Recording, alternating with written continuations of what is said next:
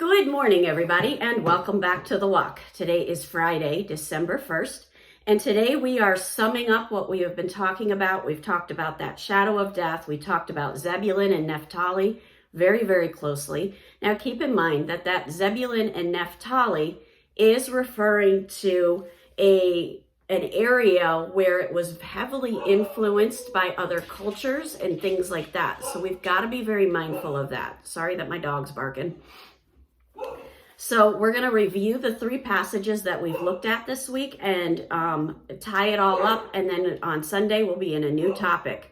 So in Psalm 23, verses 4 through 6, it says, "Even though I walk through the valley of the shadow of death, I will fear no evil, for you are with me. Your rod and your staff, they comfort me. You prepare a table before me in the presence of my enemies. You anoint my head with oil. My cup overflows. Surely goodness and mercy shall follow me all of the days of my life, and I shall dwell in the house of the Lord." What's our takeaway from that? Our takeaway from that is the fact that even when we go through those hard times, and we will, it's not going to be perfect just because we're saved.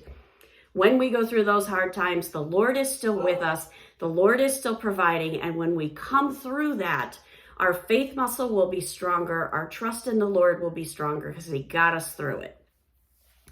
Moving on to Isaiah 9, verses 1 and 2, it says, "But there will be no gloom for her who was in anguish.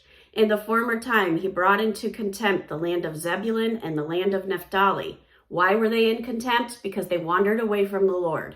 "But in the latter time, he has made glorious the way of the sea, the land beyond the Jordan, Galilee of the nations." Keep in mind, Naphtali and Zebulun was the area that became Galilee, which is where Jesus ministered in a great deal of the Gospels. "The people who walked in darkness have seen a great light." That's Jesus. "Those who dwelt in the land of deep darkness, on them light has shone."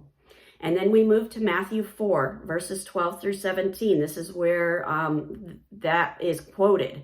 "Now, when he heard that John had been arrested, he withdrew into Galilee.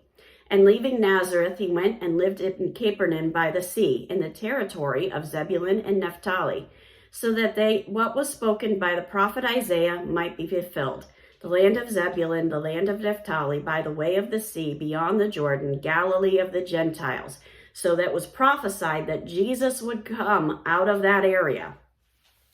"The people dwelling in darkness have seen a great light, and for those dwelling in the region and shadow of death, on them a light has dawned. It's started. From that time, Jesus began to preach, saying, 'Repent, for the kingdom of heaven is at hand.'"